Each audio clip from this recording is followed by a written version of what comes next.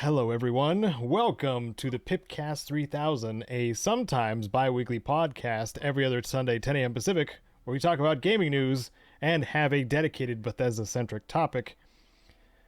I'm Caedo Genesis. This is my co-host, BADCompanySarge. Hello there. And today might be the first time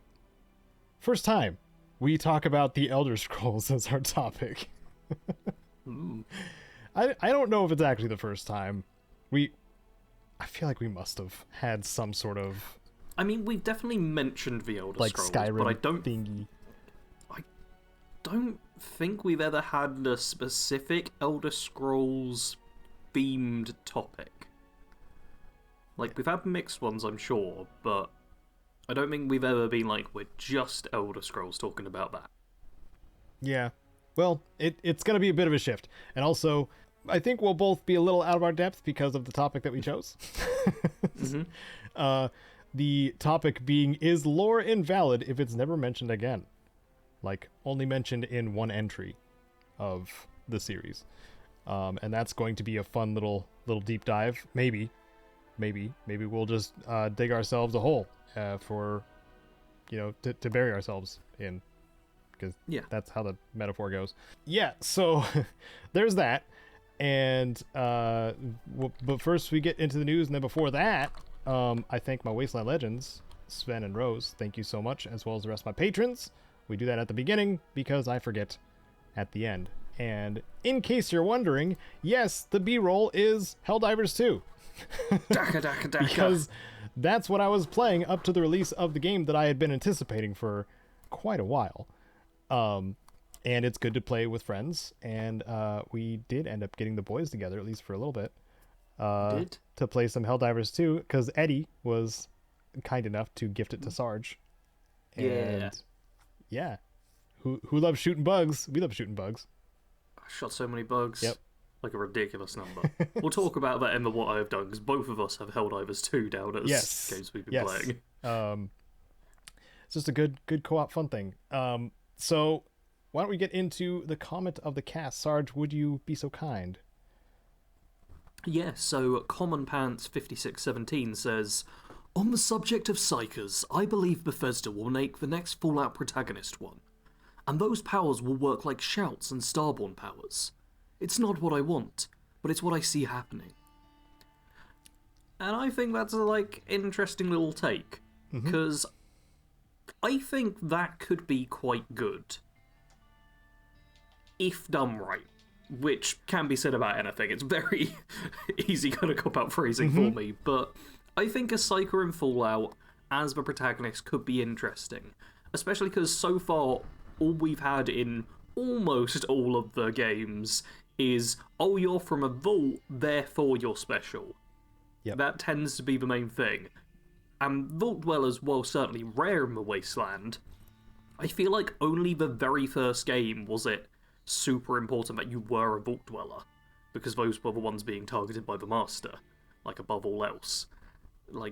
In the rest of the games, it's just oh, you happen to be in a vault, and that's just how these games start. It was... Not all of them, but... It was also, to a lesser degree, but it was the reason why your village got abducted in the second game too. Yeah. It's the bleed over from that? I'm not good with words at the moment. Yeah, I think being a Psyker, which is a 1 in a million sort of thing in the Fallout universe from what we can tell, would actually be okay, your character is just innately special because of that. And in a way, that could actually be quite interesting. Yeah. And because Bethesda, with Skyrim, obviously the shouts and Starfield with the powers, they seem to be enjoying using this added power fantasy thing that you get. I think that could quite well happen in a future Fallout game. Yeah. And, I mean, Common Pants isn't a fan of it, but I think it could be implemented well. It really does come down to how it's made, how it's done. Yeah. How would it work? That's the question too. In my mind, you'd have the big bad faction are experimenting on psychers and stuff, and that's kind of your in to dealing with them. And what kind of powers besides like mind reading and manipulation kind of thing? Like, would we go into the full on Skyrim like telekinesis kind of stuff? And yeah, I think there's a lot of stuff. I would prefer this to not go super physical, which I feel like shouts and the Starborn powers are more physical based. I do like the mind reading and the more subtle stuff that Psychers seem to have. And we have seen a bit of that in the previous games, like seeing where people are going to walk or outlines of people. Having stuff like that come in as a psychic power could be good. But I think also having like a psychic blast as an additional power could be kind of nice. And like similar to a frenzy thing in Skyrim where you can make someone kind of hear voices which tell them to attack everyone around them or stuff like that. I think having like bits and pieces like that could be kind of fun. But if you also have the big baddies coming after Psychers, it could be at a point where there's some limitations on it, so maybe certain areas dampen your powers or whatever. You know what, I'll just write another Fallout game. I've done it once before. I've just read another one. I feel like I'm already heading that way. Alright, sounds good. Thank you, Common Pants, for the comment. If anybody's curious what that is related to, we talked about Psychers, I think, for a little bit with William Strife last episode. Yep. So if you missed it, episode 125, we had William Strife on, and we were talking about all kinds of fun things and getting inside tangents, and I'm definitely not stalling to remember what the topic was. It was a list about what they want in New Vegas 2. Yes, it was the Gamer article. Yeah, there was really weird stuff. It was either like super broad strokes, oh, we should have stuff that was in New Vegas in here, or it was super specific, hey everyone, remember the Beast Lords from Tactics? Oh, that was that was the most specific probably of all of them. Like, it was a very jarring between, has this person played Fallout, to, oh god, how much Fallout has this person played? Yeah, or were they just Googling a whole bunch to find out interesting things about Fallout, of the myriad of places you can go to find out, these little things you didn't know about the games. I mean, I wouldn't trust a lot of Fallout information I could find online. And that's what makes us make fun of the gamer. Yeah. Okay, well, got the comment out of the way. Let's move into our news. First, really cool, unexpected news. I don't know how to start this one. Star Wars Battlefront Classic Collection is available March 14th. So it's going to be available in a couple of weeks. So this was very interesting because EA had basically had the license on lockdown for years. Yeah. For a long time. And I don't see EA anywhere on this trailer. So I think Lucasfilm, whatever, they're expanding their IP reach a little bit, and now we're getting some things that a lot of us probably wanted with the return of Battlefront to begin with, which is the classic Battlefront feel. And I mean, it does just seem to be the classic games. Like, looking at the visuals, this is not anything pretty. This is lots of polygons and stuff. So I'm guessing this is gonna be very, very similar to how the classics did play, just on modern tech. It'll be that, as well as I think the up-res textures, of course. But you can't fix the polygons. No. Without a lot of the game does work. not look particularly good. It doesn't like, look this isn't great. A remaster. It's a classic. But if it's going to have the online play that was so gosh dang fun and addicting back in the day, including the split screen play that is very rare in games nowadays, I think this will be pretty freaking cool. Anybody who doesn't know or isn't aware is under a rock. These are large-scale Star Wars battles that you can recreate and take part in. And back in the day, it was described like Battlefield, but with Star Wars. Yeah, and also you can play as the heroes. If you do well enough, in a match, you can play as the heroes too. Yeah. Heroes and the villains. What I want to see most of all is obviously Galactic Conquest. Yes, That game mode is incredible. That's what me and the Union did Yeah. on several occasions, actually, on his Xbox back in the day. It was, Galactic Conquest. So fun. Yeah. So much fun. I mean, I played it all solo because I was a kid back then, because I'm super young and hip. Yep. So I was just in my room shooting the Star Wars. Mm-hmm. Lots and lots of fun. Yeah. So, if that wasn't on your radar yet, and you are a classic Star Wars games fan, here's one to look forward to, and hopefully it'll be good. But also, wait for reviews. Yeah. Also, something I might wait for reviews on. Yes. What is this, Sarge? What might this be? It's the Borderlands movie. Borderlands movie. Borderlands. Yeah. Yeah. Mm-hmm. Trailer happened. The trailer did happen. Mm-hmm. Oh, the comments. I scrolled down to the comments. But I think my favourite comment, which kind of sums up the general feel from a lot of people, is this looks like if you gave someone who never played Borderlands to write this. Yep. It's very weird. Like, they've got a bunch of celebrities to mostly voice or actors for people, and none of the celebrities are ones that I'd immediately think, oh yeah, this person should play this role. Mm-hmm. Like, no one instantly I'm like, oh yeah, that person has got that character nailed down, that's a perfect casting there.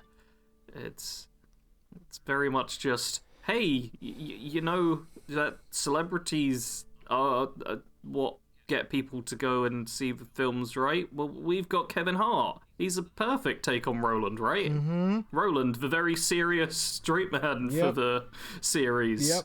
We got the comedian to play him. Yep. That makes sense, right? Yep. Mm-hmm. A problem that, I mean, I feel like I see in moments where they try to take the realistic approach to something that is clearly meant to be, like, animated in some way. Yeah. Seeing these characters, their actors, in live action doesn't feel right. It's not a great feeling. It doesn't feel right at all. No, I will give props. The like bandits and stuff, they actually look good. They're like also, the bandits translate over well into live action. Probably because they're wearing masks too. Yes, that definitely helps. Yeah, and that tricks your brain, and I feel like it tricks your brain into thinking that everything's right with them. Yeah, you say that, but even the Crimson Raiders don't look particularly good. I think with the bandits as well, they're supposed to be very low tech and stuff. But I've paused at 1 minute 34 in the trailer, and looking at the Crimson Raiders, or whatever iteration they are, they're just wearing like some clothes. Those look like cheap costumes. Oh no! Yeah, the guns look like they're made out of cardboard. Like these do not look like military personnel here to take over the planet and stuff. These are. This is like, oh, you've gone to the con. Oh, that's a nice costume level of good. This is not, oh, we're making a movie level of good. They made the helmets and then gave up partway through. Yeah. Oh, no. Ah, dang. All right. I was actually going to go into this quite neutral, but the more I look at the trailer, the worse it gets. Mm-hmm. You know, what do we think of Jack Black as Claptrap? That's surprisingly hard to say.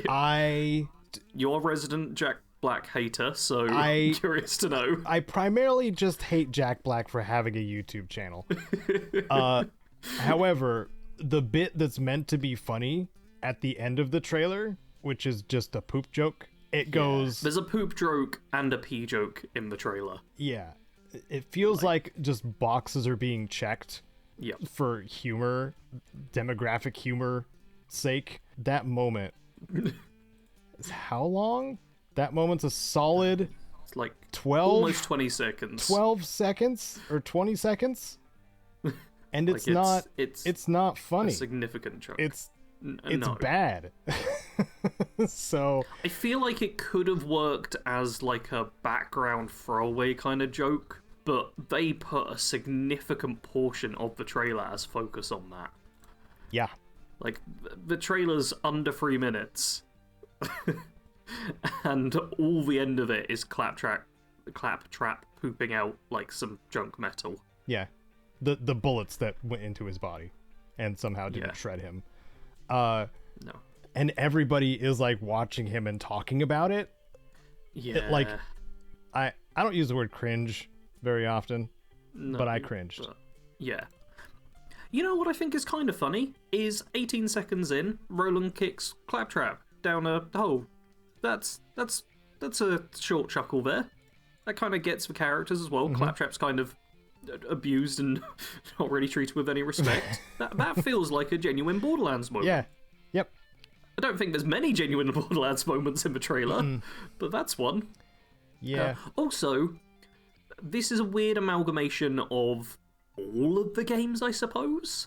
yeah, Because there's a lot of, like, Borderlands 3 stuff kind of mixed in with Borderlands 1 and Borderlands 2, and yeah. Like Tina being technically Tiny Tina. I have no idea what iteration of Tina it's supposed to be. Like, is she supposed to be the child version, the teenage version, I feel a completely bad different version? for the actress that took her role, because like she's got some shoes to fill, and I'm not getting the vibe. That is such a difficult character to just hit right Yeah. with, because it really walks the line between annoying child and destructive comedy goblin. Yeah, And I've paused at 44 seconds. There's Mouthpiece with Crimson Raiders and Bandits, and Mouthpiece has a big mace. oh, Why? Why is any of this happening? I'm starting to wonder if the entire marketing strategy is let's just confuse the Borderlands fans by mashing enough stuff together that they have to watch the movie to figure out why we've done this. or Because do what Monster Hunter did and appease none of the fans and instead go for a general audience, because that's the vibe I'm getting. yeah, oh yeah, A-list actors like slap an IP on it, take numerous years to make the movie. yeah. Like, Oh, and we haven't mentioned as well, it's from the producers of Uncharted, Spider-Man, and Venom. which Spider-Man? Spider-Man, you know, the Spids. Just Spider-Man. It just says Spider-Man. And the other two are Uncharted and Venom, which is... Yeah. Venom. That's a mix. Venom was okay. Yeah. Uncharted, from what I hear, is notoriously bad. God, Uncharted feels like it was dead on arrival. Yeah. There's a reason they put Spider-Man in the middle, so you only read that as it pops up on screen. Yeah, but, like, those were the three they had. Yeah. Like, typically it's, when it's from, like, from the blank of blank, there's something really good. But I'm going to say it as well, from the producers could mean anything. Some producers are people who actually put together all of the stuff that's going on and ensure that everything's working, get everyone, like, functioning and stuff. Some producers just have money, and you're then a producer for the movie. So just putting from the producers is not helpful. Like, when you see from the director or from the writer, you get a bit of a vibe as to what to expect. Yeah. But from the producers, just, that could mean anything, really. Yeah. They could have zero impact or maximum impact. I feel like it's just a memory flooding back of anticipating the Monster Hunter movie and how bad it was going to be. Because that's what it was. It was like, from the producer of the Resident Evil films. And I'm like, oh, Yep. good. Or the director of. And I'm like, oh, okay, great. Awesome. I know what to look forward to. It's going to be schlocky and bad. Yeah. Man, And I've it's going got to have this Mila trailer on Jovovich in it, loop. because that's his wife. Yep. Why is this movie? Like, we've got some... Like, Jamie Lee Curtis and Cate Blanchett are, like, serious actors who have done really good roles in their time. Why are they in this? Like, Kevin Hart, I can see. I think he's miscast terribly. But he's, like, a comedic actor. That makes sense. They did put him in, like, the one serious role out of the main cast. Who, oh yeah, main cast, by the way, appears to be Roland and, how have I forgotten Lilith? the name of the Firehawk? Thank you. Roland and Lilith, which, you know, makes sense. Got Tannis in there as well, which is a weird one to have tag along, and she's kind of a side character. Doesn't get too involved. Claptrap, that does make sense. Tiny Tina, another slightly weird one, but given that she's a popular character, kind of get it. Yeah. And then Krieg, by the looks of it. Why is Krieg chilling with all these people? Let's just ask, why is Krieg in general? Yeah, that is... Out of all the characters that have so little, like, even written, but understood about him, like, he's so kind of one-dimensional up until, like, some Borderlands 3 DLC. Yeah, the Borderlands 3 DLC fleshes him out, but that is a character that I don't think would work well as part of an ensemble cast in the movie. No, I saw the complaints about the lack of Brick and Mordecai, because, you know, they are. Yeah, it's crazy as well that they've done an ensemble, but just randomly picked a bunch of people rather than go for the cast of playable characters in a game. Okay, thinking of, like, the general audience vibe that this is probably going for, this is me spitballing and guessing. Tell me in the comments if I'm totally wrong and this is going to be a banger of a movie. That Jamie Lee Curtis, who's playing Tannis, right? I think she's going to be just the exposition dump character. Yeah. It's just going to tell the audience who's stupid what's going to be happening in the movie. Marcus is not narrating, or whatever the Marcus actor would be, which is also disappointing. No, I'm not sure who would be Marcus. Like, in this trailer, there's some characters that you get brief shots at, and it's like, okay, that person could be Marcus, I guess, but no one's really indicated in it. Yeah. So you have two technically leader characters. So here's the fun thing. Is Roland going to be the leader, or is Lilith going to be the leader? Given the casting and the way the trailer is shot, Lilith will be the leader. Okay. Which doesn't really make sense, because in Borderlands canon, Lilith really steps up to the leader plate once Roland dies. But this is Borderlands 1-3. Oh, it's Borderlands 13, the most unlucky of all the Borderlands. It's just another dimension. So we see the Firehawk thing too. So she does have some sort of siren powers, maybe. We see the Firehawk, but Atlas are the bad guys, which means number one, but going full Firehawk in the sky like that is more free. And in free, Atlas are kind of the good guys, because Reese kind of builds them back up after they're eliminated in one, and none of this makes any sense whatsoever to anyone who knows Borderlands. Nope. We've been talking about this one trailer for quite a while. I think you said this was going to be like a quick thing Alien treasure vault. Go. We're gonna explain that to the audience for an hour and a half. Yeah, Yeah. I went from being like, oh, I'll kind of hold out hope. This trailer doesn't look great, but there's a few things that are okay, to just every single time I rewatch it, it's like worse and worse and worse. Yeah. The exploding car through the wormhead, I bet that's the biggest amount of money they spent on special effects. Yeah. Or visual effects. Just for the trailer shot too. Like, it's probably not even that long of a scene. No. I would guess.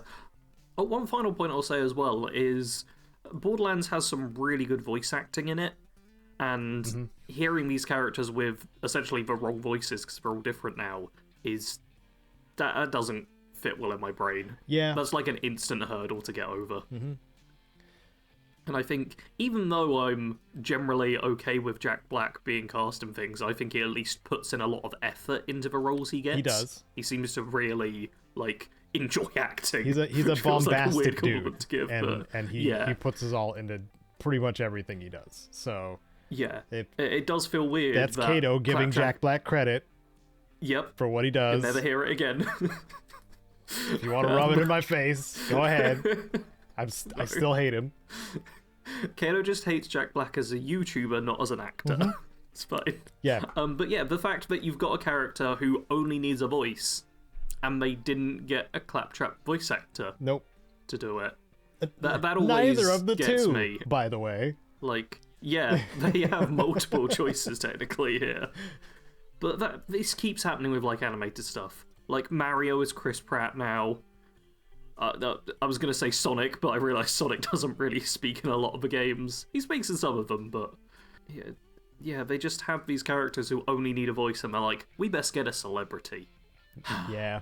I'm closing the trailer now. Okay. I got more worked up over that than I thought I'd be. Yeah, we want to hear some Borderlands trailer takes in the comments, just so we don't feel like crazy people, I think. Because I feel like a crazy person seeing like... I would kind of like to hear what people's positives are for the trailer, because, like I said, at the start I was kind of neutral, and the more I've watched, the worse it's got. But I'm sure there are some things where people be like, oh yeah, that part I specifically... The Crimson Lands got me.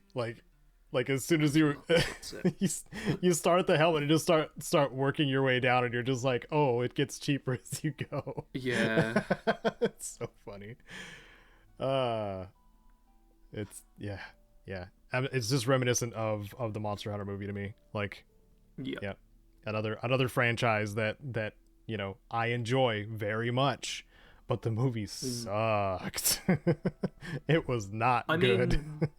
All of this is making the Fallout series look much better in comparison. Yeah, true. Yeah. Like, the Fallout series looks like it could be decent. Yes. Yeah. And the bar is getting lower day by day. The bar, like, again, mine is, as long as it's watchable, I'm cool with it. That's my very not high bar is it watchable? Because like gaming franchise shows are they're getting better overall, but I still don't think the big budget Hollywood stuff gets it. No, at least the whole time. Yeah. Anyway, onto something which none of us can possibly have any negative feelings about, and will only be happy to chat. Magic the Gathering has a Fallout set. And we're all super happy about this, aren't we, Caedo? We all love it. It makes the most sense. And there are no negative feelings we have towards any of this. I ignored this topic, even when it was announced as a thing, like after the leaks happened, and then after like they said the Fallout sets were going to happen. I just ignored it, hoping it would just go away. But I brought it back up. Sarge brought it back up. Thanks, Sarge. Yeah.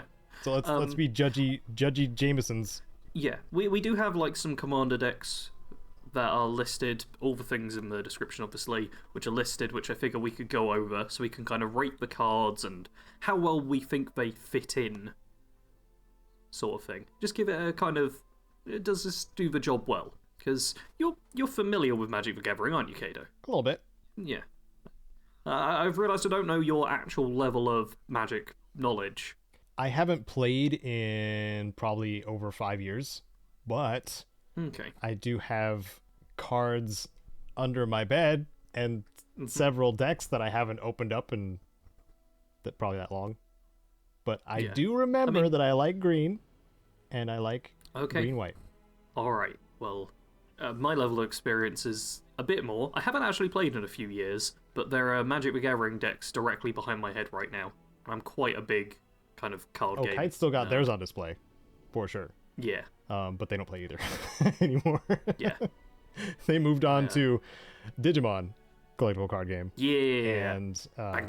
Yeah, and also have a ever-growing Pokemon, like classic Pokemon card collection too. Yeah. It's difficult to keep multiple collectible card games going at the same time. And also supported a Kickstarter for another card game. Like, gosh. My partner has their thing, okay? In my head, I'm just picturing you at the desk with cards slowly encroaching day by day. Like we don't even live in the same rooms, but like there's just a pile of deck boxes just slowly flowing through my door. Just expanding from Kite outwards, there's just more and more cards every single day. Yeah. That's the best way to imagine it, I think, for sure. Or just like binders, because like they're very organized. They have the right binders for each thing. Yeah. Anyway, let's talk about the commander decks. I also don't play commander. I play casual. So. Oh man, I love Commander and Brawl as it was in Arena, because it's a singleton format and you get to throw a bit of personality into it. It's multiplayer. I find it's much more fun than competitive, or at least has the potential for that. Whereas if you're playing to win a standard Magic game, you kind of have to build the correct deck. Whereas in Commander, you can just go wild and wacky a lot more. Yeah. But the main point we need to be talking about is the commanders that we're given in each of these decks. Because the first one, Scrappy Survivors, has Dogmeat, Ever Loyal. Caedo, you didn't either cry or scream in joy. Where was the reaction, Caedo? I was just waiting for you to say about how much of a good boy Dogmeat is. Okay, and he is a good boy. Not an unacceptable AI travesty in Fallout 4. Because it's... Okay, the depiction of him is in Fallout 4. Yeah, it is. To be clear. He's got the red bandana, which I love. He's got the heavy dog armor, and he's outside a red rocket. Yes. The art of this, I'm quite a big fan of. Yeah, I do like the This art. is nice. Yeah. He's getting pets as as a well. dog, as a depiction of a dog, I do like it. I mean, the box art as well is pretty good. He's got the welding goggles. The backpack isn't something in-game or in Fallout 4, which I'm a little disappointed by. But, you know, can't have everything. Dogmeat costs a red, a green, and a white to mount in Forest Plains. He's a free creature with the ability, when Dogmeat enters the battlefield, mill 5 cards, then return an aura or equipment card from your graveyard to your hand. And whenever a creature you control that's enchanted or equipped attacks, create a junk token. And we've got junk as well, or treasure, as another man may call it. Oh my god. You tap it and sacrifice it, you exile the top card of your library and can play it this turn, which is a very red deck kind of move. Yeah. But I feel like to include the listeners, I'm gonna need to have these on screen. Yeah.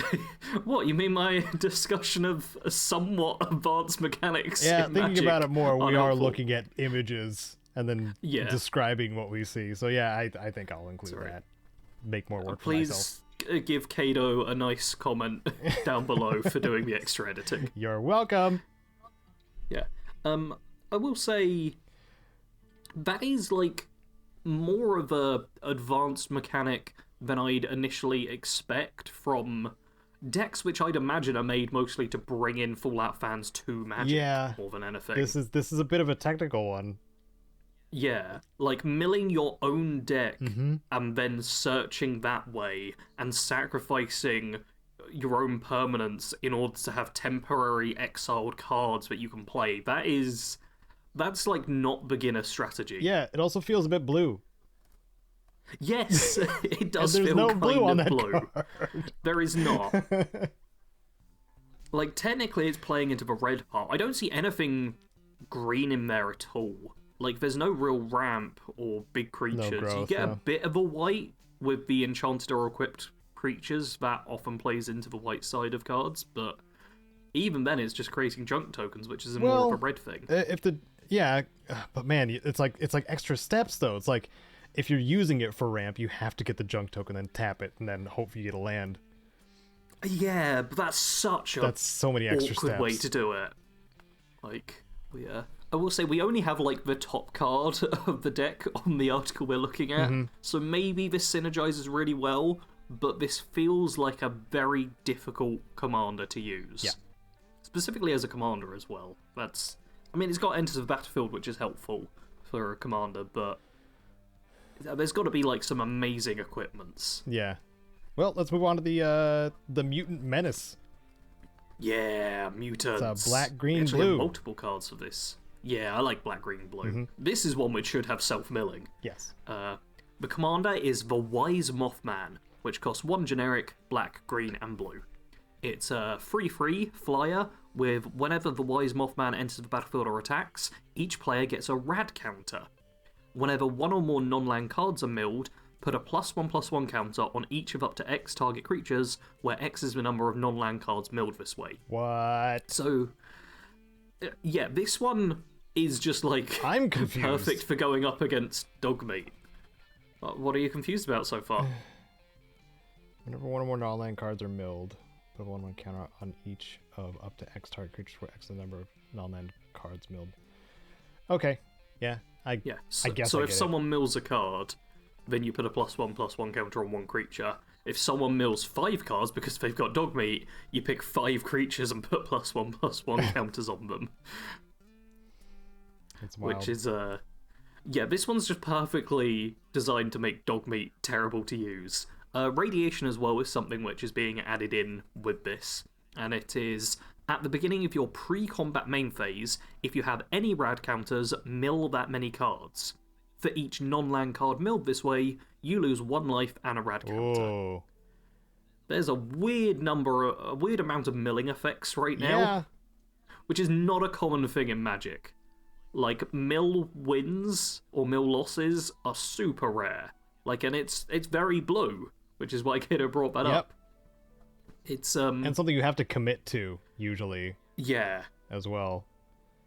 Like, I've played mill decks before, and they are entirely focused on that. You don't have anything else. It is a super clear, I need to play this exact way to win. And in my experience, kind of boring to play too. It can be fun. Self-mill is my favourite. Yeah. There's a specific Jace Planeswalker where if you mill out yourself and get rid of your entire deck, all your cards, you win the game. And that's a strategy which can be very fun, especially if you play it in a sneaky way, where people don't realise you have that Planeswalker, and you just are milling yourself and it looks like you're searching for cards, and then suddenly you have a Planeswalker and they have to defeat it super quick. That's fun. Yeah. I was talking about like more like milling out the other player. Yeah, which is it's boring to play and it's also unfun for whoever you're playing against.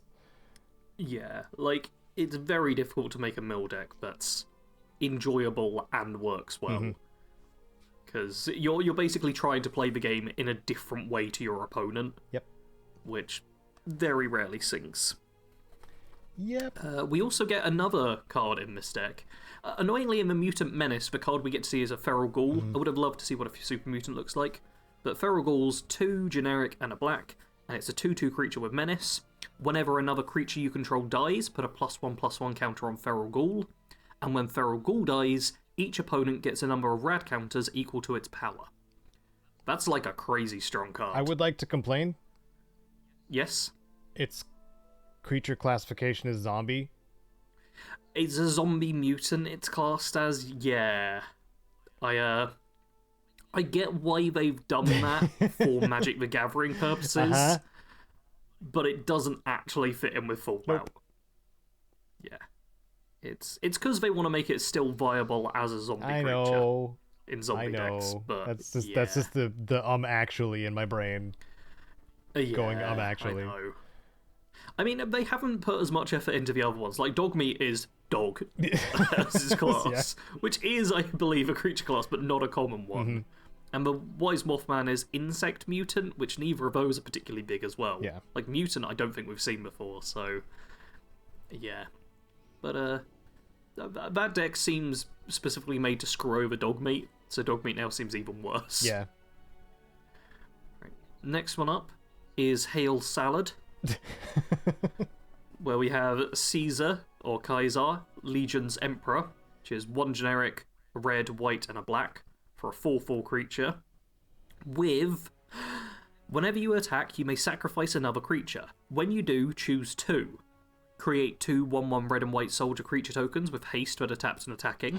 You draw a card and you lose 1 life.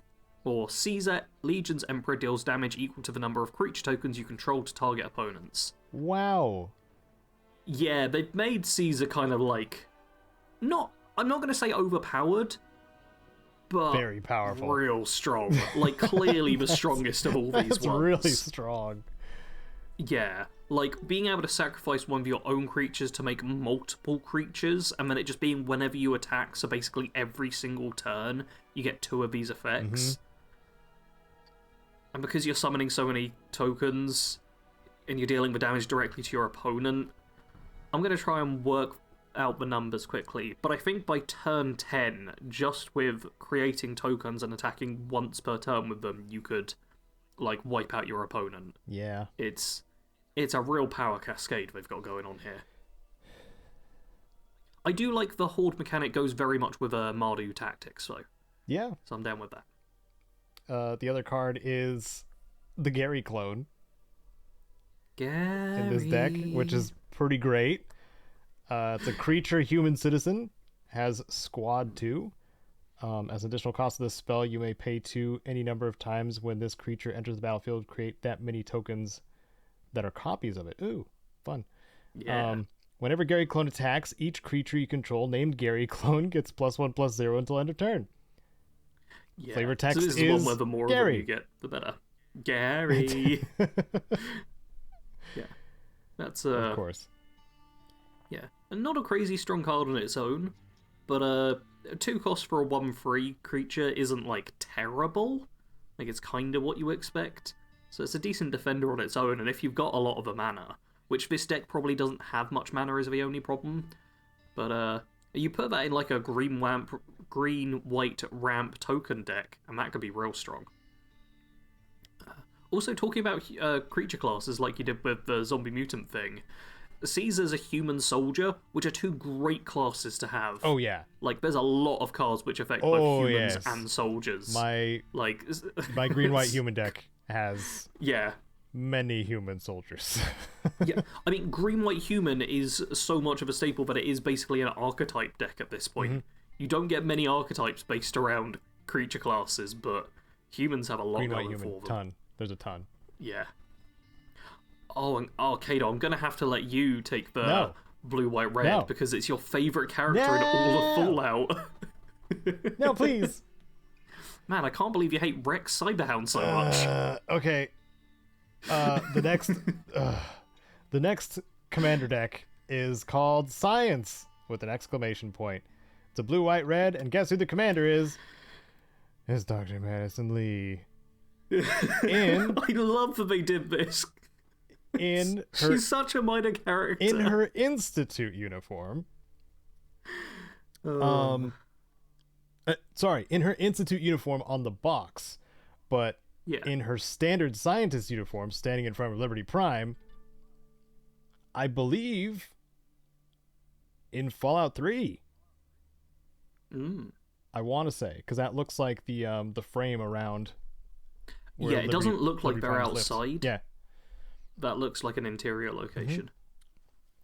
So she is a blue, red, white legendary creature, human scientist. Whenever you cast an artifact spell, you get an energy counter.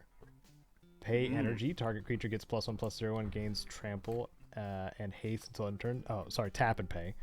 Tap and pay 3 energy, draw a card. Tap and pay 5 energy, return target artifact card from your graveyard to the battlefield tapped. Yeah, energy was something which happened like a few years ago, like 4 or 5 years ago maybe with Magic, where they brought in a bunch of energy cards, and it doesn't get used too much. So this is an interesting one. Yeah. And then like there are synergies with it, but I'm curious. Yeah. And then of course Rex, the Cyberhound, is a colorless, then white and blue legendary artifact creature robot dog. Whenever Rex Cyberhound deals combat damage to a player, they mill 2 cards and you get 2 energy counters. You can pay 2 energy counters to choose a target creature in a graveyard, exile it with the brain counter on it, activate only a sorcery. Rex has all activated abilities of all cards in exile with brain counters on them. Ooh. That is really That's good. kind of but fun. I'm gonna have to actually you, because you said 1 colorless mana, and that's technically 1 generic mana. Wow, 1 colorless mana is generated by waste, and that's normally used for Eldrazi. Okay, my bad. It's only been like Sorry, I 5 had to years do since it. I played. I've got to be super Sorry, nerdy when I can. Sarge. Yeah, I was wrong. 1 generic mana.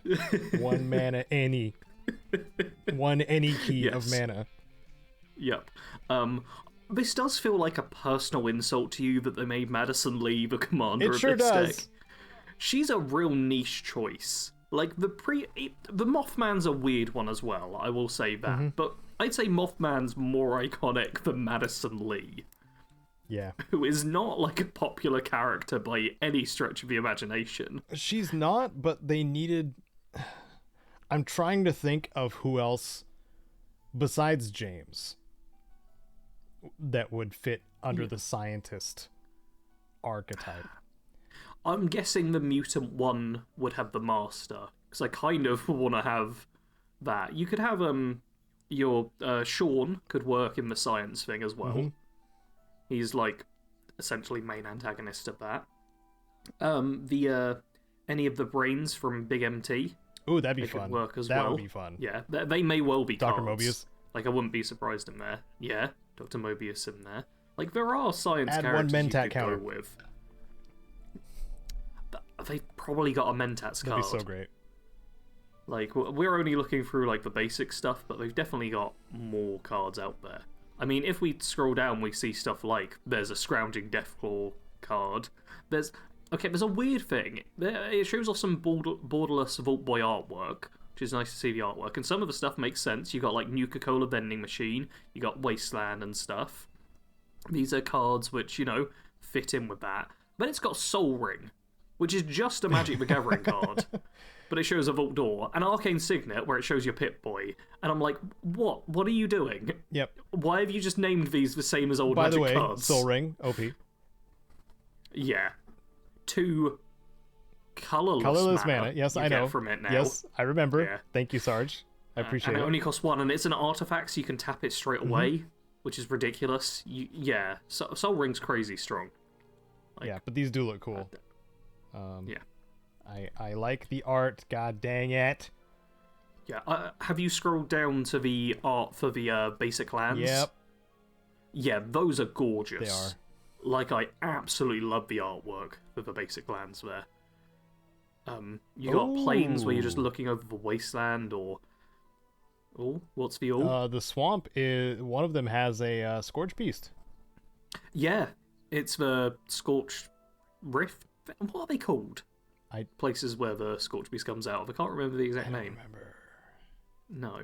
But yeah, the lands are really well done. Like, the lands I feel are, you got someone who loves looking at the Fallout stuff. You've got a Libertalia as one of the islands, which I love. Just that off in the distance. Gorgeous. What is the first of the mountain ones? The first of the mountain ones. Yeah, it's a... Oh, that's the Fizztop Grill. That's Nuka World. Fizztop Grill. Ah, yes. Yep. That makes sense. Okay, I was like, I can't quite place that, but yeah, that's really quite cool. On the right as well, you've got that location in Fallout 76 with the like angel skeleton thing on the mountainside. I see it. Okay, I had to zoom in on that one. They've replicated that really well. I couldn't. Yeah, it's dark. I can't tell on that one very easily. It's good. And yeah, there's some beautiful cards. Yeah. In the lands. These are the best bits of art out of all of them. For sure. Like they put maximum effort in. And there are a few more cards down at the bottom. There's a Free Dog. Free Dog is a legendary creature as well. He's classed as a human bard, which is kind of funny. Makes sense. Yeah. But I also think that brings up the main point which a lot of people have kind of mentioned, which is, hold up, why are we getting a Fallout Magic the Gathering set when Magic the Gathering is typically like more fantasy based, and Bethesda also has the Elder Scrolls? Yeah. Interesting choice, eh? Yeah. It's a bit of a weird one. The Elder Scrolls was right there, ready to be put into Magic the Gathering cards, and they went, no, Fallout instead, let's make this jarring. I wonder if it's because Bethesda doesn't want to build any more hype around the Elder Scrolls 6. Possibly. That's my tinfoil hat thought on it. I mean, it is probably a few years before we're getting Elder Scrolls 6, so... They've done so many weird crossovers already. Like, Fallout's not... It's not outside of the realm of possibility at this point. Like, they've done freaking Godzilla crossovers and My Little Pony crossovers. Like, My Little Pony one was great. It was, yeah. Also, apparently had like some crazy strong card synergies in it. Oh, I bet. Yeah. I've seen a lot of people talking about how like you can use certain My Little Pony cards along with certain like legacy cards and just make a completely overpowered deck. Yeah, crossovers are pay to win. Yeah, that's why they keep doing this, is because they, they keep making them money and they keep charging more for them. Can't believe you said pay to win, Caedo. Well, what is it? Do you even know what pay to win means? Is this because no one does? Is this a segue into the video that you made, Sarge? I mean, it is I made a video called The Pay to Win Problem, where the basis of a video is a pay to win doesn't have like a super defined term that everyone agrees on in the gaming community. So people can say a game is and isn't pay to win for their own reasons. And yeah, I made a video just briefly talking about that, and then had a bunch of comments in it.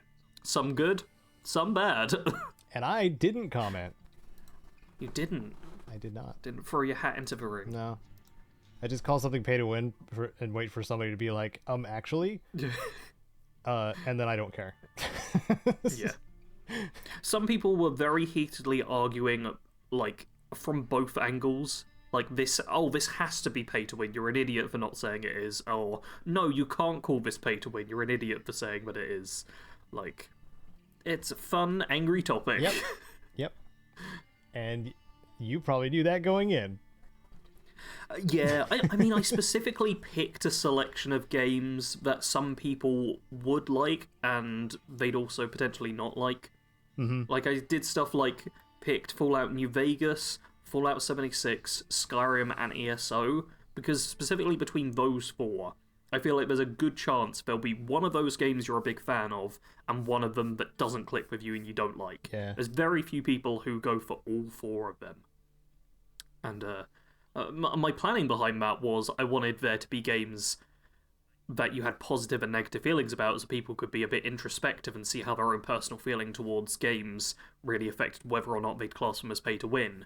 But what actually happened is people went, I like this game, it's in a pay to win video, I'm gonna get angry. Oh. Yeah. Yeah. I overestimate sometimes. And that's okay. Also, yeah, part of the reason I didn't comment, which was, I didn't have anything to really add to the conversation. Because you've already heard my complaints about 76. Yeah. As have most of the people listening. Yeah. Stat boosts. I called it early, and I'm mad that I was right. And disappointed. Because it should be free to play. What should we move on from Magic the Gathering? We did talk about it for quite a while. Yeah, we've had a couple of long topics, or long news sections now. But we got, these next few are going to be quick. Okay. First one is Elden Ring is getting its DLC, Shadow of the Erdtree. Yeah. Which a lot of people are happy about. I gotta be honest. I haven't even seen the trailer. I'm watching the trailer right now for definitely not the first time. Yeah, neither of us play Elden Ring. But I appreciate the beauty that is Elden Ring. They do eerie, scary, and pretty very well. Yep. And I hope for you FromSoft fans that it's everything you want in Elden Ring and more. Yeah, this is when is it coming out? Does it say? Do we have a release date? I don't know. What does it say at the end? 21st of June, 2024. 21st of June. If you want some similar FromSoft style stuff before then, check out my channel on Tuesday evening. Not going to say more than that, but there's a thing. You're gonna do something? There's a thing coming. Something I may have spent several hours editing recently. Oh, that's the screenshot you sent me. Okay. Yeah. 169 cuts. Nice. Yeah. More than that afterwards. Oh god, so many cuts. Yeah. I made a big project. That's awesome. Yeah, but the trailer looks good. I think it's very clear that if you're an Elden Ring fan, this is going to be good for you. Like, they've spent a lot of time on the DLC as well. Nobody seems to be concerned for this. It's all just anticipation. Gotcha. Well, awesome. What people should be concerned about is games getting updated in order to be worse. Like which games, Sarge? Like the Tomb Raider Remastered trilogy, which has a weird thing. Like, the trilogy itself, I'm not talking about the remaster being worse than the originals, although if you watch the lovely Outside Xbox video where they try and play with the old and the new controls, the new controls there's an argument to be made there. Are yeah, but so bad. But it's a case of the new controls work with new games, but this was a game built specifically around movement of old tank controls, so it just doesn't mesh together. You can't use modern controls in the old Tomb Raider games and expect to get away with it. It just doesn't work. It's very entertaining to watch them do that.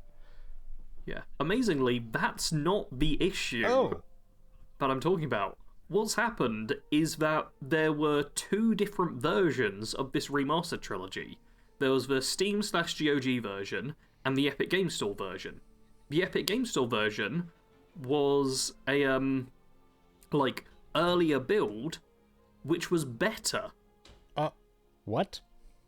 Yeah, this is wild. This is why I had to include this. It's crazy. There's if you scroll down in the article, Caedo, there'll be like a left-right comparison, where on the left-hand side you see the Epic Games version, and on the right-hand side you see like the Steam version, and they look fairly similar. But on the left, there's an entire control panel which is included in the Epic Game version, and on the right, that control panel is just suddenly missing in the Steam version. Huh. The textures are also better in the Epic version than in the Steam version. And apparently there's more poses in photo mode in the Epic Game version. Like, what? They had a different build, but the company's all saying that, no, the Epic Games version is wrong, and they've now swapped it out for the Steam version. So, yeah, they made a more recent build which just seems worse, but accidentally put the old build up on Epic so everyone saw it, and it's mental. It's truly mental. What the heck? This is wild. So, like... Yeah. So they removed things that, like, didn't... I would have to look more into this to, like... Otherwise I'm just guessing. So... I mean, the guess would be that they've removed a bunch of stuff to make sure it runs a bit smoother. Yeah, that's where I was going with my guess, but yeah, I don't know enough. Yeah, that's the only thing which seems to make sense, because by all metrics, the older version was better than the new version in everything you can see. So it's probably a case of they stripped back some stuff, because there were maybe the odd issue here and there. It's crazy, though. This is truly crazy. This does not really happen in the gaming world. Yeah. Like, it's one thing for an old version to make it to the public. It's another thing for the older version to be better than the new version. Like, you expect updates and stuff to improve, not make a game worse. You know, Tomb Raider's got photo mode. You know what else does? Starfield. Yeah. I'm just laughing at PC gamers, like, really, like, poor quality screenshot that they took. It's brilliant. I love it. Image credit to Bethesda Softworks. Yeah, that's so funny. It's definitely cropped, too. Yeah, Starfield's been getting a bunch of updates. Well, we talked about the first few, but it's been nearly 6 months and everything's been, hey, we fixed some bugs, and, partnership with AMD to make things look prettier, and just quality of life stuff for 6 months now. Like, it's... By the time this goes out, it's 3 days until the 6th month anniversary of Starfield. But here's the thing, too. Like, when you say quality of life, it's like one quality of life thing, and then the rest are just visual and fixes. Yeah. When they assured us that we would get maps for the cities. Yeah. There's a survival mode coming some point this year. I've met my quota of saying that this episode. Yeah. We're, I uninstalled Starfield the other day. Oh. I've been holding out for a while, just waiting for some content, but it looks like we're not getting any anytime soon, and I can't be bothered. Yeah. Like, it's a big file size, and I hadn't booted it up in months at this point, since, like, the start of the year, maybe. It's just been too long. The photo mode is something where I'm like, yeah, I'm glad that's getting an update on the 6th, apparently. But, like, in 6 months, just getting changes to the photo mode, and that being the most added content we're getting, like, there's nothing to do in the game. That's the problem. Yeah. Once you've once you've been through the storylines and stuff and done a bit of exploring, you soon realise that, oh, okay, this is everything there is to see. Mm-hmm. Yeah. So, hoping for that actual update of, content in Starfield. Maybe this year, sometime.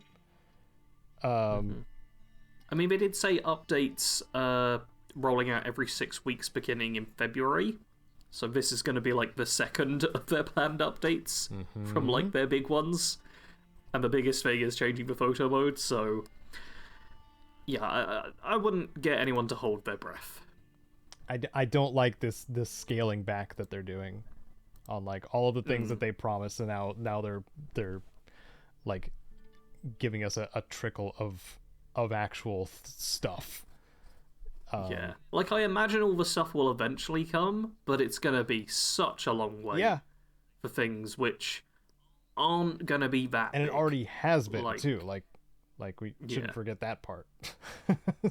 We are coming up to the 6-month anniversary, and if you played Starfield at launch and Starfield today, there's virtually no difference. Like, it's going to run a little bit smoother, there's going to be some fewer bugs, but the game didn't run, like, horrifically for everyone and wasn't as bug-infested as you'd expect from a big open game. Like, these were issues, but they weren't, like, as major an issue as in previous Bethesda launch titles. Yeah. So it's, yeah. Who knows what they're doing? Yep. I spoke to an IRL friend the other day, because I'm a crazy mad person. What? And they've basically stopped playing Starfield, and they were playing it at a much slower pace than me, but they have the same problem of there's just nothing to do. Yeah. They've kind of gone through the Unity a couple of times, we've done the quest lines, it's just no content. Yeah. And fair. Very fair. How about we move on to the topic? Where I also don't know what to... Speaking of not knowing what to say, our topic is about the Elder Scrolls. To soft reset the topic, because there may have been a little bit of good in there, but like neither of our brains are in that state, apparently. Yep. So we've shifted the topic a little bit to how much does lore matter to the enjoyment of the games by Sarge. Because that's much easier for us to talk about. Yeah, the sourcing is now me. I came up with a slightly different phrasing, which stops us going into the weeds. The only bit you missed out was me confusedly trying to explain who Aias, god of the animals, is to Caedo, and both of our brains dribbling out our ears. Yeah. It's still on the floor. Yep. There it is. Now we can talk about like lore and the impact it has when playing the games. Because I have an actual kind of semi-relevant example recently, which I'm gonna Google or search for within my comments. And it's not... Oh, it is going to show up. Excellent. Where someone on one of my old Skyrim character builds said, you Loki made an Ash-Abar build, which I obviously was very confused by, because I'm not a big enjoyer of lore. I don't get big into lore, typically, only in a few things. Is that one of the Ash zombie types?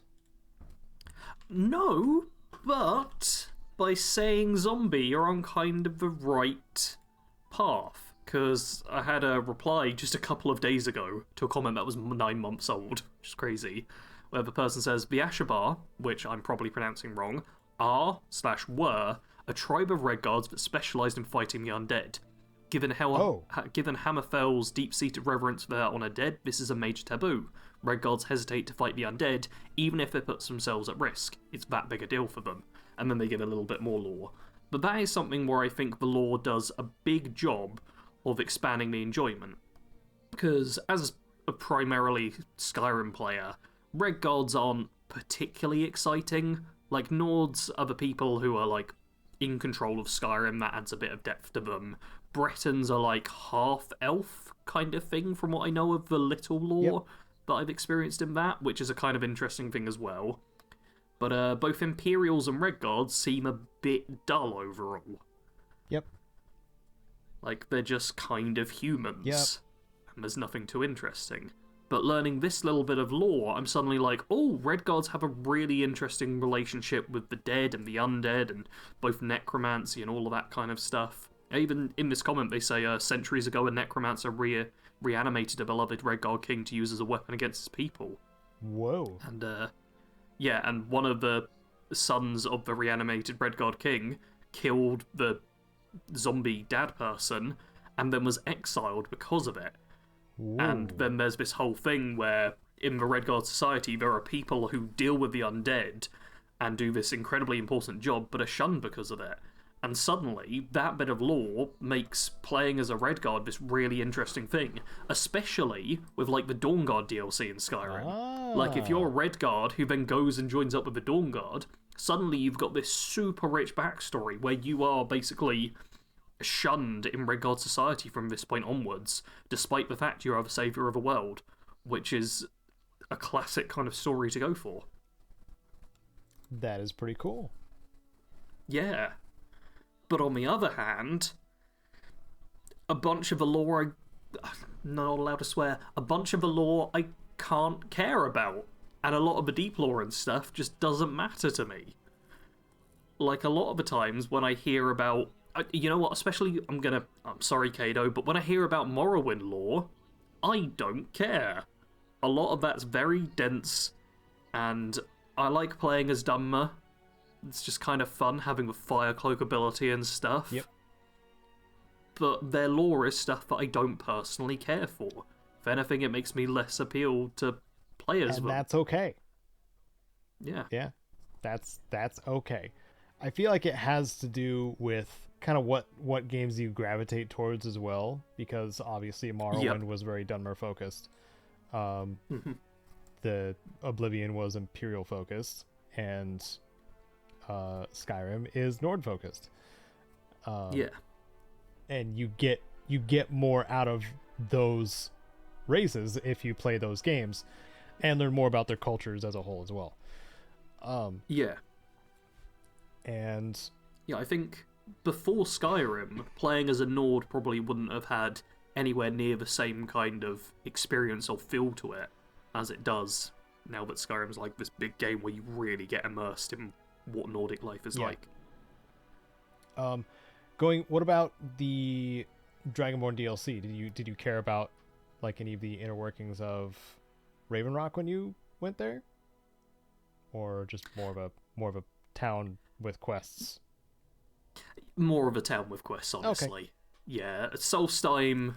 Like, I like Solstheim as this isolated island, but I feel like a lot of the lore surrounding the Dunmer people is hard to penetrate if you're not someone who's been into the older games, specifically Morrowind. Yeah. Like, Solstheim feels very much like a love letter, I suppose, to Morrowind. And for people who are fans of that, it's amazing for them. For me, I'm like, cool, some new equipment and stuff. Yeah. I don't care about House Telvanni. Yeah.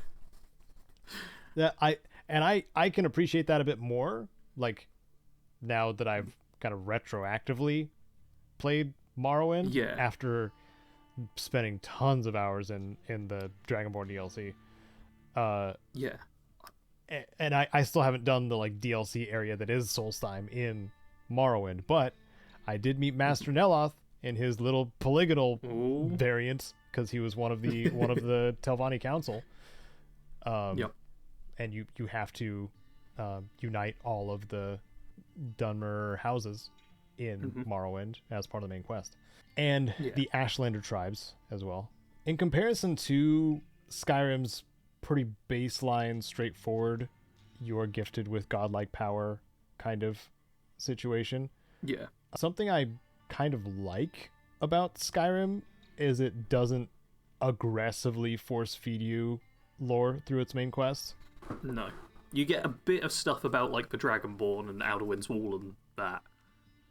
But outside of that, it's not too much being shoved in your face. Whereas in Morrowind, you're very much supposed to like get invested in a lot of the main players in Morrowind, to the point of sometimes getting lost completely, which I did multiple times, actually, and am grateful that the wikis exist. I mean, it sounds like kind of what you're saying is that investment in the lore matters a decent bit to the enjoyment of Morrowind, but to Skyrim, investment in the lore is somewhat inconsequential. I don't know what I'm trying to say, honestly. Oh dear. If the world itself is enticing enough, maybe the lore will follow, kind of thing. Yes. I've got another comment where sorry, I have good comments relevant to this. It's only a brief one, but basically I was playing a different game, an Assassin's Creed game, and I made a small complaint in the video where I was like, it takes 15 minutes before you start playing the game and get into it, and before then it's just like cinematics and walking forward and exposition dumps and stuff. And the person was taking the opinion of, how dare you not enjoy sitting through this video that you have to watch before you play the game. And from my perspective, I am someone who will only go and get invested in the lore if I'm already having fun in the game. I'm not someone who can just be like, lore, lots of stuff with no relevance to me straight away and be invested. I need to kind of click with the game, enjoy just existing within the game, and then the lore matters to me. Yeah. Like, I am a lore second kind of person. Like the Hades method, for example. Yeah. Hades is a good example, It has a short statement at the very beginning, and Yep. then you're immediately thrown to your first run. Oh, yeah. Like, kind of as a rule, I give about 5 minutes maximum of I will sit through, like, cutscenes and exposition and stuff at the start, but after 5 minutes, if I'm not playing the game, I'm starting to have a bad time. It is still a semi-curated run, but it is still... They throw you into the gameplay almost immediately. You actually get to start doing things. I mean, the best example I've seen recently is Dragon's Dogma, where I played that, and pretty much straight away it's like, hey, we're just going to put you in a pretty linear section, but somewhere where you get to fight and use abilities and mess around with stuff. And I'm like, yes, 100%. And then after I'd done that, I was like, okay, I click with this. Oh, what's going on in the world? I feel like I need that initial... just, I am in this world before I care about the lore of it. Otherwise, I may as well just read a bunch of fan fiction that people write about stuff. It's inconsequential if I'm not already invested in things. Yeah. I will say the character setup in Morrowind is shorter than both Skyrim and Oblivion's, so yes, that's something it has going for it. I do like the enjoy longest that. part of that is you actually making your character, which is great. Doing the whole office stuff. Yep. Yeah. And man, if the rest of the game was something I enjoyed after that, it'd be brilliant. Yeah. The recent struggle I had this time was actually DLC related. It was the Tribunal Dark Brotherhood assassins that come after you. Okay. Like you have to pursue that quest to get them to stop trying to assassinate you whenever you rest. Yeah. And that sucks. Not being able to rest in a game like Morrowind without an assassin just popping up out of the nearest doorway and trying to kill you with armor that is far superior to your cloth that you're wearing as a Breton spellcaster. Yes. But then once you cheese the assassin, then you have some armor that'll last you probably the whole game, or close to it. Definitely not referencing anything specific that may have happened. I mean, I'm somewhat lost no matter what. The point I was trying to make about the world itself being enticing is the world of Morrowind is very alien and has a lot of very interesting, I want to say like almost Tim Burton inspired dark fantasy aspects to it that it's got some like creepy and macabre vibes. Yeah, that aren't in other games, just generally. And that in itself was very enticing, as well as just how the Nerevarine is set up in Morrowind actually got me interested. Okay. So when you go and meet with Caius, who is your first like Imperial contact, because you are hired by the Empire to infiltrate and try to create the Nerevarine prophecy to help the Empire gain a foothold in Morrowind, because they're already kind of like taking over the area but they want to like solidify their power by doing this or something like that. Forgive me, I don't fully know the Morrowind lore, but this is how I interpret it. But the funny part is Caius is like, yeah, we want you to act as though you're fulfilling the Nerevarine prophecy. And then as you progress through the game, other NPCs just start believing that you're the actual Nerevarine, and then you start thinking, or what it tells the player is that maybe you are actually the Nerevarine, or maybe you're not, but you're still taking part in these prophecies. So it leaves that fun question in your head, at least when you start doing it, and that was enough for me to get invested. Yep. Because it was an interesting premise, and also kind of got my foot in the door with learning about the Ashlander tribes versus the leading houses of Morrowind. Also, just throwing this out there, Vivek City is hell to navigate. When you first go to Vivek, it's not fun to navigate places, especially if you don't know any of the like mobility stuff of the game. Mm-hmm. I think the third attempt, the one that I finally beat the game with, by the time I got to Vivek City, I had some form of levitate or jump spells that I could get around faster. Because without those, or speed, something to up your speed. The area is huge. The city is huge, needlessly huge. Mm-hmm. But that's a side rant for a different thing. I have another point about the lore, yes, and it's to do with history. Because I think a big reason why I don't really care about the lore of older games is that the Elder Scrolls franchise takes place over hundreds and hundreds of years. Yes. Like, it's been over 200 years between Oblivion and Skyrim, I believe. And that is a crazy amount of time. It is. And it makes me feel like I don't really need to worry about the lore of older stuff. Because that's like me studying the gods of ancient Egypt nowadays to have an idea of what the world is like. Yeah. Like, sure, there's interesting stuff in there, but it's not really relevant in the here and now. And I think that's one big thing which kind of stops me from caring about the lore so much a lot of the time, is that The Elder Scrolls 6 could very well take place 500 years after Skyrim. So sure, I could learn all this deep lore, but in 500 years' time, it could all be completely different and no longer relevant, and not really matter. And I'm not someone who wants to invest the time into learning the lore, unless there's something specifically that appeals to me or that I can latch on, like, within the here and now. Yeah, I agree.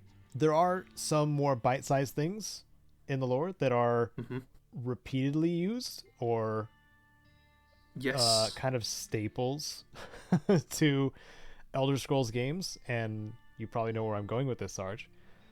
And that is the Daedric Princes. Okay, I was almost confident enough to say that out loud, but not quite. Yeah. I was like, oh, I want to say it's going to be Aegis/Daedra sort of related, but what if he says, like, it's Dragon Tears or some really weird thing like that? But no. Yeah. No, but the Daedric Princes I'm on board with. And I do, see, that's a thing where I know a little bit of lore about all of them. And that is something which makes it a bit richer. But God, there's so much lore about them as well. Oh, yeah. Depending on which one as well. Yeah.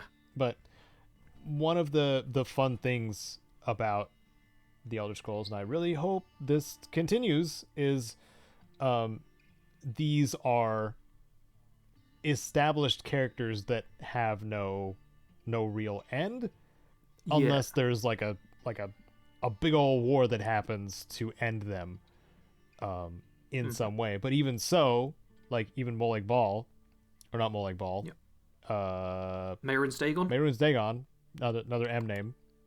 Malakath is another M name. Mehrunes Dagon got totally wrecked by the avatar of Akatosh in Oblivion, but he still exists. You reforge the dagger, of Mehrunes Dagon, and he speaks directly to you when he does it. Yeah. I do think it's worth noting that he is purely a voice within Skyrim, though. True. Which I feel is an interesting lore thing, where it seems like this thing that was defeated does feel a lot weaker than it was in the past. Yeah. And that's something where that in and of itself, that little bit of intrigue, where, oh, this guy was like really strong back in Oblivion, but now in Skyrim he seems kind of weak and is needing someone to fix a dagger for him. Yeah. Like, that, I feel like having intrigue is a big thing with the lore as well. If you can get something to hook the person with, then it's like, okay, I might read up a bit more on it. And some of the Daedric princes are they just do evil stuff. And yep. There's so much like playgroundy, like open world sandbox stuff you can do just with that aspect, I guess. So not only is it lore intriguing, but it would be something outside of the norm of just going to a village and offering assistance to the people there. Yeah. Also, the power of gods. Something. Mm-hmm. Artifact. something. Yeah. I'm losing it, Sarge. I'm losing it. Oh dear. Well, I am as well, which is not particularly good. Uh-oh.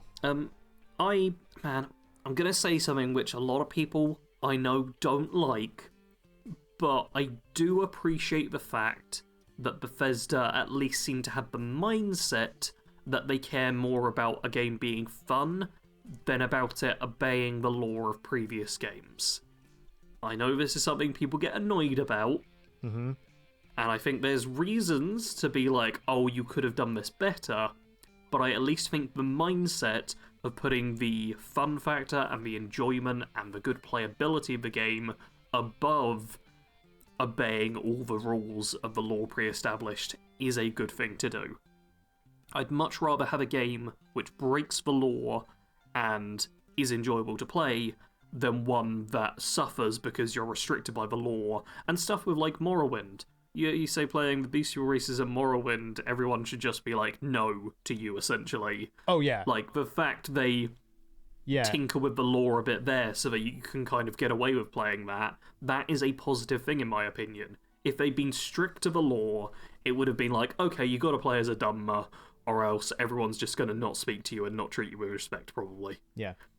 Allow more fun than anything. Yeah, because of like, you can still play as the beast race, but I don't know how much it's actually addressed in Morrowind, because I didn't play as either of a Khajiit or an Argonian. But for most of Dunmer society, like, you're not even classified as a citizen, you're property. Yeah, so it's much less fun to play. It's not a good place to be lore wise as one of the beast races. But somehow you're allowed to play as them anyway, and still carry out the prophecy of the Neverrain, or not, just do side quests and stuff.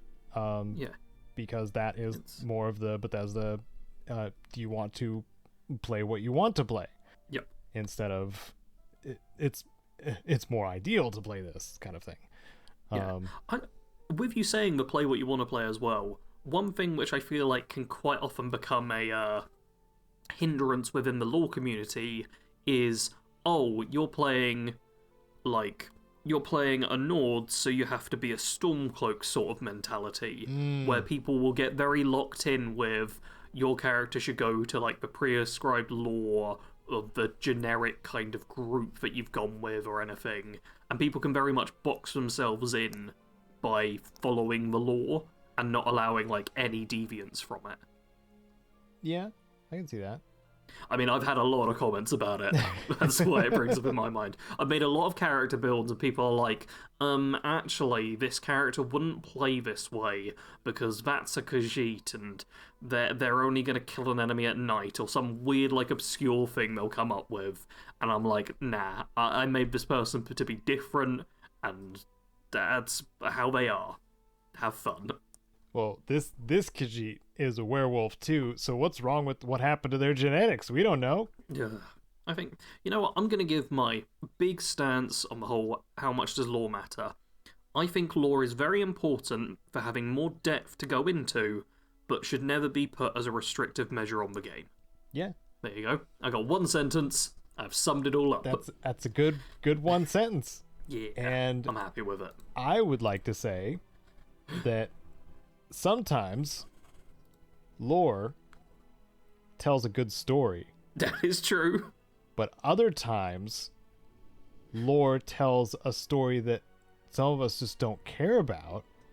Yep. And instead, we get the bow and we sneak and we shoot.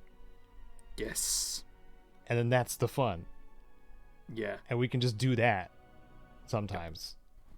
If someone just wants to go into Skyrim and, like, play as a generic hunter and shoot stuff, and they play as a wood elf but they don't eat everything that they kill, they're not having any worse of an experience than someone who's decided that they need to do that in a super lore accurate way. Like, it's about fun. Yeah. Yeah. And with Anniversary Edition now, we can just be fishermen. Yes. We can just do that. That's much more lore accurate. It's not realistic for you to be a hero. You should be a fisherman. That's what actually goes on with the lore. Yep. I got out of Helgen, and then I fished. Yep. The end. Canonically, the Dragonborn died of old age after farming 1 billion salmon. Also fished up a lot of legendary rings for some reason. Yeah, weird. Weird how you get just like a basic fish and then god tier powers. Very strange. I think we should probably call it there for the topic, Yeah. Sarge. Let us know in the comments if you've got any topics that you think would be quite good for us to do when we're both clearly half asleep. Or, yeah, when my brain has smoothed out so badly and I didn't realize until after we started recording and got to the topic. I do apologise. I will say, I've worked myself quite hard the past few days, and I think I have kind of just brain-deaded myself a little. Well, I'm glad It's you shut have an off. excuse, because I don't. No. Staying up late playing video games. That's my excuse. Hey, my brain may not have been on point today, but if you watch video on my channel on Tuesday, you'd see that I've used my brain power elsewhere. Yeah. Another plug. Very well done, on Sarge. a soul thingy. Yep. It's gonna be a soul thingy. Hey, Caedo, what you been doing? Oh, okay. Good question. Well, you've probably seen gameplay on screen while we've been stumbling through our words of Helldivers 2. It's a very fun third-person bug-shooty cooperative thing that even has a great satirical sense of humor, and it's just a well-packaged game experience, I think, as long as you do have other people to play it with. Like, that is the one caveat, because like playing solo and playing with randoms, not nearly as fun. I wanted to focus on that a bit as well. I'm gonna steal part of this because I've also been playing Helldivers 2 with Caedo sometimes. Yep. But I played the past couple of days. I played a little bit, and I did some like solo and with random teammates, and it was not fun. It was quite stressful. Like, I couldn't rely on people to kind of carry their weight, and everyone was trying to do different stuff, and sometimes people just put a bomb drop right on top of you for no reason. But playing with like you, Jared, and Eddie, that was all good.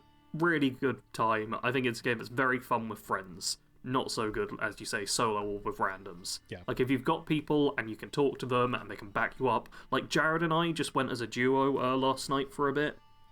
Because once I was done with my edit, I was like, yeah, I'll play some Helldivers. And Jared was about, and we teamed up. And, like, covering your other person's back is just, it's really good for teamwork. Oh, yeah. And camaraderie and stuff. Which is quite funny, seeing as it's a very clear, like, it's basically Starship Troopers the game, which is, like, you're the bad guy, basically. Yep. But you do get a real feeling of camaraderie, which is fun.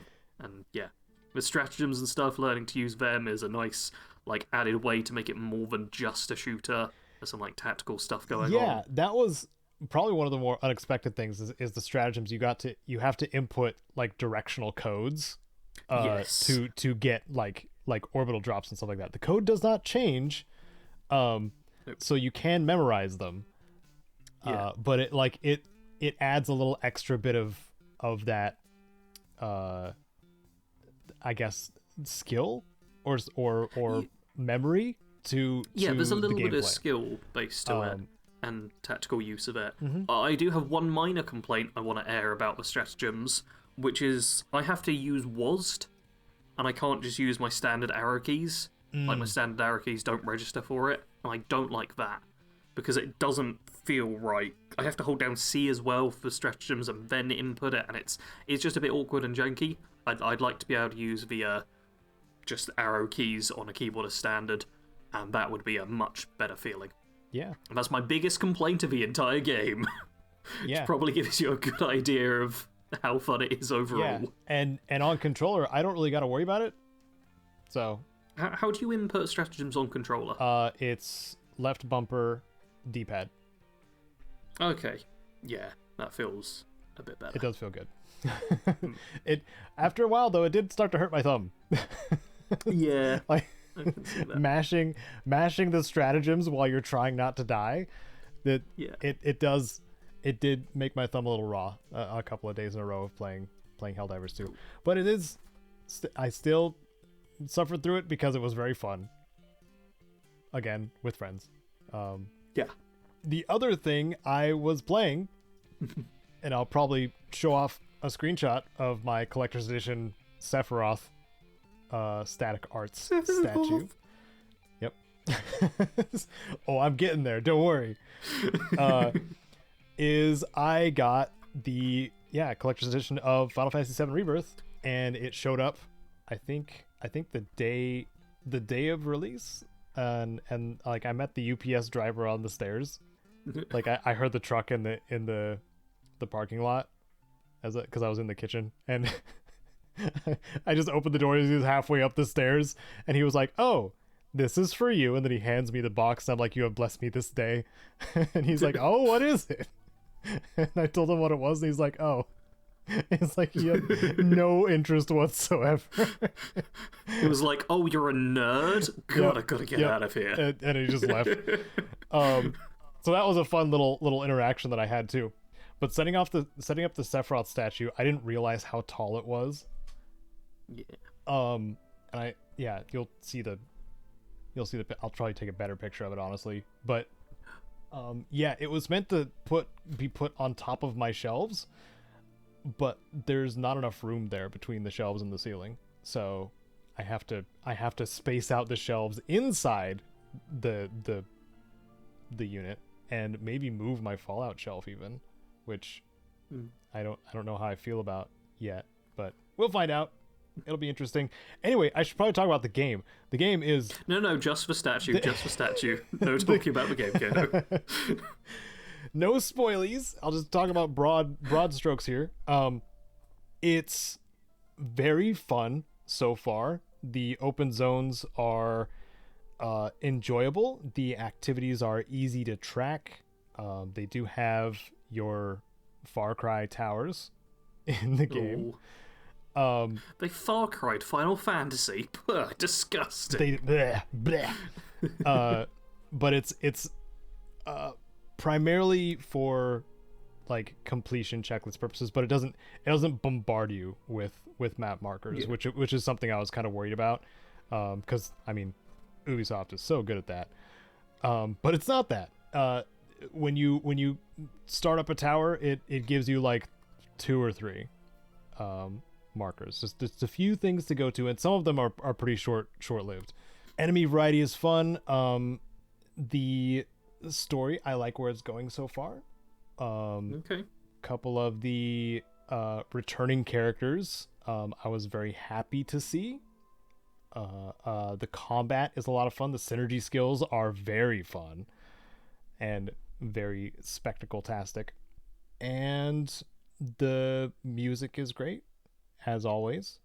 And yeah, it's just a lot to explore. I did the Junon section before we got on, and those of you who even care about Final Fantasy VII and the Rebirth game, the parade section was very fun. Oh, that's good. And I'm gonna throw that out there for the rest of you. They did it very well, in my mind. So, I mean, I don't know if it can be done better than the janky animations that I'm remembering in my head. Those were quite beautiful. It was pretty jank. You're right. But they're because they expanded on kind of everything and all the characters and even added more to like add like some level of layers to it. You oh man, I'm not gonna spoil it. Like there's more. It's good. Yeah. Say it's good. There's more. And I also for whatever reason, some of the mini games are annoyingly hard. Okay. And I did the Fort Condor. It was introduced in Remake Intergrade, which was Yuffie's DLC. But the Fort Condor minigame was somehow made way more difficult in Rebirth. Okay. And that is probably the most time I spent doing repetitive actions was just restarting that battle over and over and over and over again to finally beat it. That is the moment that I said I wasn't having fun. Oh, when I finally finished it, I was like, I wasn't having fun. But there's moments but before that point that were still very cool. Little cutscenes and stuff like that, because everything has like extra context and cutscenes added to them as well. Yeah. Queen's Blood, the card game, Sarge. What? This is not something I'm familiar with. Happy to inform anybody who cares about card games and video games, it's pretty fun. It's a pretty fun card game. A little bit to get the hang of, and you have various people in each town to, of course, challenge, and it just marks them on your mini map or on your map who to fight. And I also did the I'm sure there's more than one, but I did one of the tournaments, and it's one of the things is it's so easy to lose in Queen's Blood that it doesn't force a loss on you like ever, like a proper loss, like even in the tournaments, which I found to be more of a flaw in the game than the actual, like, basically when you're taking on the tournament, you can just hit restart or restart match whenever you want. Okay. As many times as you want. I see. That's not a tournament, right? that's just it's safe coming until you win. Yeah. Which is fine, but it's that repetition thing where you're just learning like what cards the other person has in order to somehow counteract what they're doing. Which I don't know how I feel about that, and I'm hoping more mini games are not like that as much, where they're just like, okay, you can just do it, and then, hey, here's your score. Do you want to try again? And for more rewards, because there's some that do that as well, which I much prefer. Like a 3-tier score system or something like that. You get the best one, you get all 3. You know. Yep. Yeah, I much prefer that kind of way of doing it. But I haven't even gotten the gold saucer, and oh god, there's gonna be so many mini games, dude. Yeah, I'd say I'm about like a third of the way through the game, something like that, and I've already put a lot of hours into it. Yeah. But I've also been like completing the zones, because it makes it very easy to show you like how much of each zone you've completed, like the grasslands and then the Junon area, and then I think now I'm at the Costa del Sol area. Probably alien language for those who have no association with Final Fantasy VII. I mean, either you understand what's going on or you're completely lost. Yep. And that's the PIPCAST. That's how it is today, apparently. But before I gush any more about FF7 Rebirth, yes, I really enjoy Rebirth, and I'm gonna go completely dark again after the PIPCAST is done being edited. So, that's we're not hearing from Caedo for a couple more weeks after this. Probably about a week, maybe. I go hard when it comes to playing games, especially games I really love. So, anyway, Sarge, besides Helldivers 2, what else did you do? I've been playing some Cyberpunk 2077. No way. I made my Cyberpunk 2077 in 2024 video.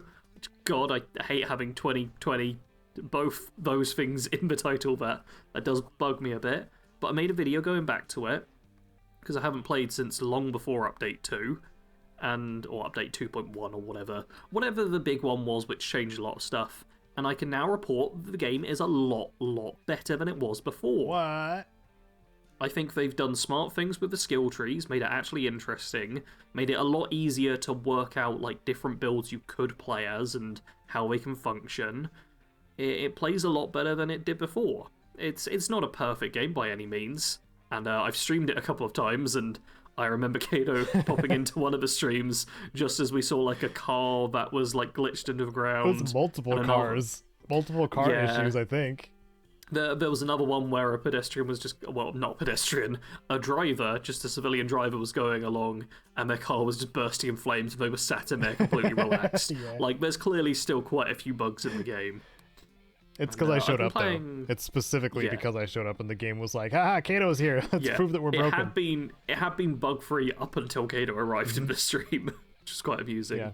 But I played off-stream as well, and it's not like a great, amazing, brilliant game, but it's gone from a game that I felt kind of sour about and kind of like, oh, this isn't really quite worth it, to one where I'm like, you know what, this is fun. I'm thinking about making like a few character builds for it throughout the year, because I'm having a decent time. And I think once I've leveled my character, you can like reset your character quite easily from what I've heard.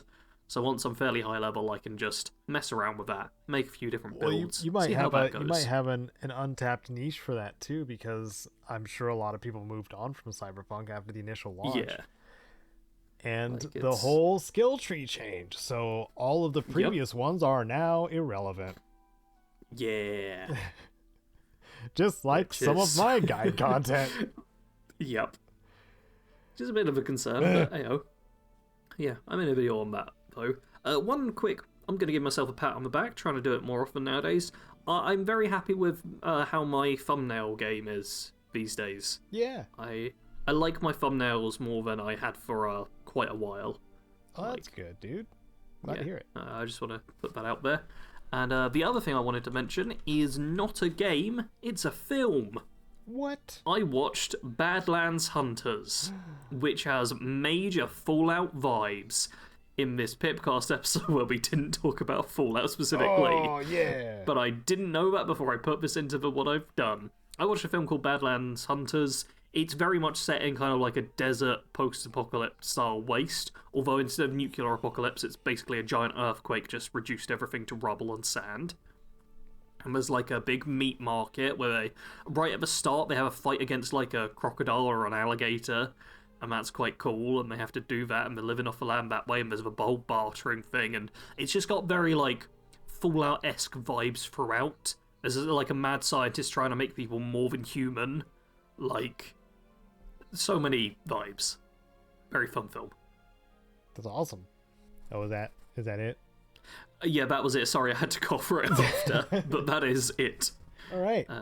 Well, if any of you commenters are wanting to share something about the topic where we talk about lore loosely, or things that you've been enjoying playing over the last week or so, week and some change, actually, because the PIPCAST is super inconsistent right now. Also, what do you think about the Borderlands movie trailer? Are you gonna get Battlefront 2 Classic Collection once you can confirm that it actually works when it comes out? What about the Elden Ring DLC? You know, any of those things. Please leave a comment below to become a comment of the cast. And generally, these podcasts, the PIPCAST 3000 goes up every other Sunday, 10 a.m. Pacific. If I feel like it, most of the time.